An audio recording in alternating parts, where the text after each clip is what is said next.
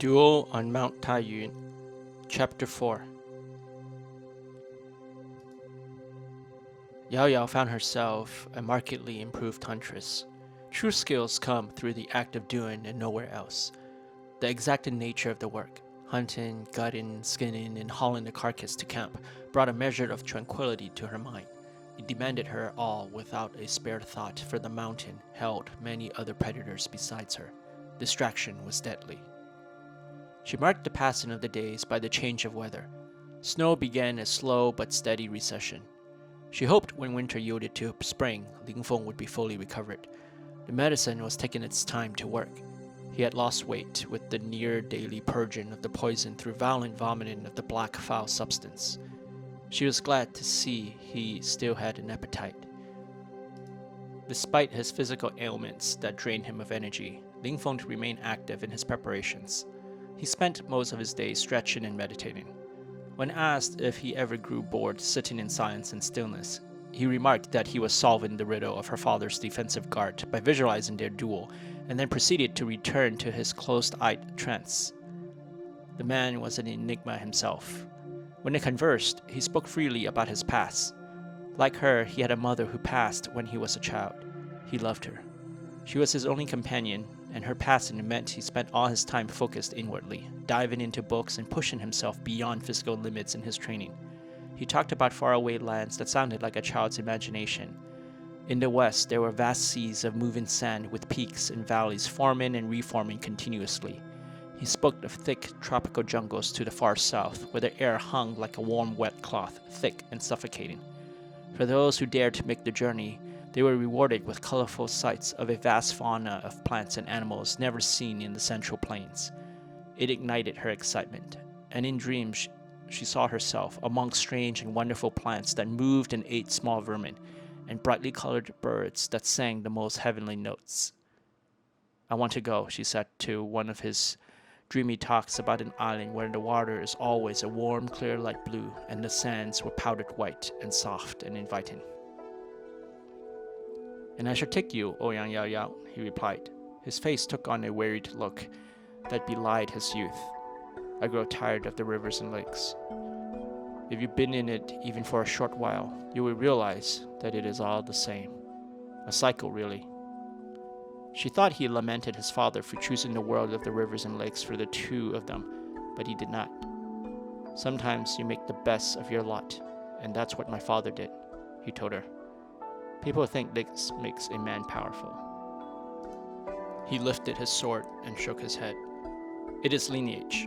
The noble houses that use the churls like us to wage their wars until their fields have real power. They even influence the various sects in the rivers and lakes."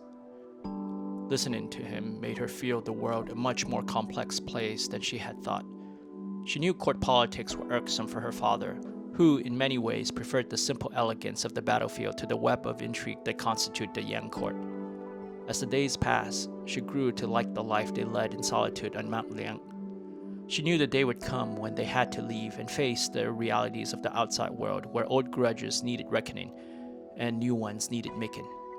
That anticipation did little to blunt the avalanche of disappointment when Ling Feng announced one early morning their imminent departure.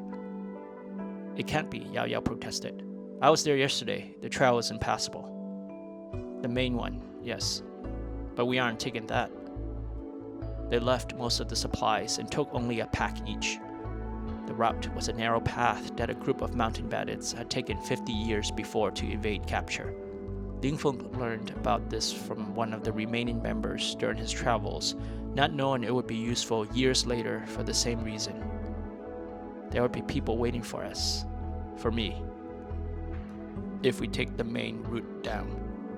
This one takes us to the base of the southeastern side," he explained. Yaoyao nodded. Her concern was more about how she could manage to stay alive during the perilous descent. They navigated much of the trail in single file, and for part of it, she had to hug the cliff wall and sidestep her way. Each gust of wind forced an airless gasp from her tired lungs and constricted her thumping heart. In certain parts, she had to reverse crawl her way down the steep, rocky steps. They stopped at a concavity to make camp. To her amazement, she somehow survived the freezing night and found herself safely on solid ground a day and a half later. They made their way through the woods and eventually exited onto a main road that ran northward. She recalled them catching a kind-hearted woodsman hauling his lumber to the nearby Mifang town to sell. He was willing to let them ride in the back of the wagon atop the lumber, and Yaoyao spent most of this time in slumber.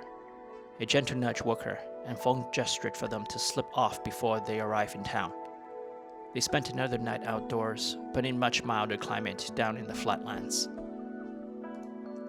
You intend to arrive at Wusong Hill 3 months early? She asked. Is it not the proper military tactic? He jested. Feng's eyes told a steely truth regarding his intent. Yaoyao knew what she had to do. As they continued the trek north, much of the hunting reverted to Ling Feng. She tended the fire and gathered the water. On her way back from a nearby brook, she spotted a patch of soft pink flowers. Each cluster held 9 flowers. She immediately recognized the plant, and her hands got to work to dig a handful of the tiny herb. When she returned, she tore the roots off and proceeded to grind them down to paste that she carefully collected. The cauldron that they had pilfered from a village hung over the fire. She proceeded to use liberal seasoning to mask the slight woody taste of the root. Yaoyao tore at the flowers and began chewing them, feeding the stalks to the flames. You said you wanted stew. I didn't know it was tonight. Ling Feng held up a rabbit as he approached. Best get that prepared, the broth is heating up.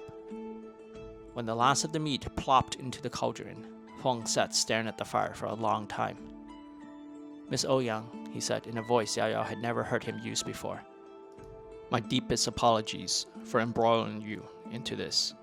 As empty as this may sound, I can think of no other way to bring your father to a fair judgment. He's well guarded. And what do you suppose will happen should you win? Yaoyao said, words forming bitterly in her mouth. That I should forget the whole affair and let you walk? I suppose not, he said, sad eyes lingering on hers. Yes, she thought. This is the best way. It's cooked, she said, and began pouring the stew into a bowl. Here. She fished out a portion for herself and began to eat, purposely glaring at Feng, who mistook it for anger. After a few mouthfuls, Feng arched his brows in puzzlement over what he was feeling. His eyes widened in realization before his entire body toppled over like felled lumber. The dose of midnight hush pace was enough to accelerate its effects, and she figured he would remain asleep for another 8 to 10 hours. It might have been a bit too much, as she felt the prickly sensation on her tongue indicating the antidote at work. Yaoyao gathered what supply she needed and covered tracks that might lead suspicious characters to a defenseless Ling Feng. She could run, but escape was improbable given the vast difference in skills between her and Ling Feng. The sedative gave her a chance. I'm sorry, she said, and hurried toward home. Hey, you've made it to the end.